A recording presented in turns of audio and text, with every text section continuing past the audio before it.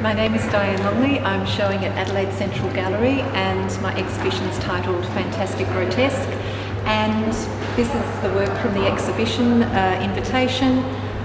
It probably typifies my more traditional work. It's a little bit larger in scale, but then there's lots of other types of techniques and processes in works in this exhibition. This is a dry point done into acrylic or perspex, and what I've done is after I've created the plate, the paper that I've printed on, I've actually done washes over it with watercolours just to give it a little bit of a look like it's on an old wall, because grotesques and the idea of the grotesque comes from wall paintings that were in the Golden House, Nero's Golden House, and they were always fanciful, and they had combinations of plants and animals and a whole range of different characters. And so I've brought together, some prickly pear plants and animals and characters that feature in my work generally.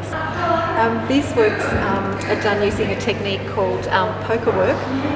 People sometimes call it pyrography now, but my great aunt used to do poker work, and she made a little box with owls on it, and so I really like to use the word poker work, and it's lovely because you're burning into the timber and you can get some very, very fine detail. These bronzes are made using cuttlefish bones, which you collect from the beach, and basically just make two halves, put them together, and I work into them with bamboo skewers and little tiny brushes. It's a very, very old method of casting bronze. It's interesting, these new works of mine, a lot of people think that being a printmaker I do quite small and delicate works, which I do, but using another technique to make multiples, I've been able to really expand the work, and it's been a little bit of a surprise for people coming into the gallery to see these large digital wood engravings, which are made using a CNC routing machine. So I create the digital file, the images are engraved and cut and given back to me all burry and furry and full of sawdust, and they're clean them up and then ink them almost like an etching plate, wash them back with rags, and then sand them to bring out the beautiful grain in the Oregon veneer timber. Kath Keneally interviewed me on Radio Adelaide, and she saw this work in the catalogue, and she just said to me, "Oh, is that a brooch?" And I laughed because I said to Kath, "Well, actually, it's more than 2 metres high. It's taller than I am." And she was really shocked and a bit delighted to think that I was working at such a large scale. These are photographic works, a combination of photography and printmaking, and they're all photographs I've taken around Broken Hill or on the way to Broken Hill, and recently I entered this work in the Broken Hill Outback Art Prize. It's called Fantastic Garden Primordial, and it won the second prize, which was fantastic. These prints are perhaps a little more what people would expect to see coming into an exhibition of my work. They're fine line work with colours.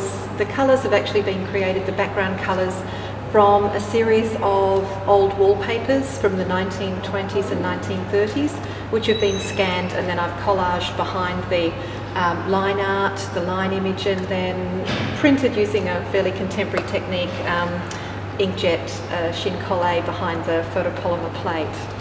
This is a relatively contemporary technique, and it's a technique that I've been working with now and becoming familiar with over the last maybe 10 years.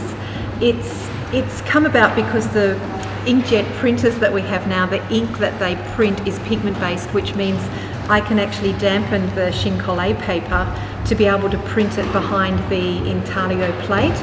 Once you've mastered, just all of the variations and variables involved, it yields such lovely results.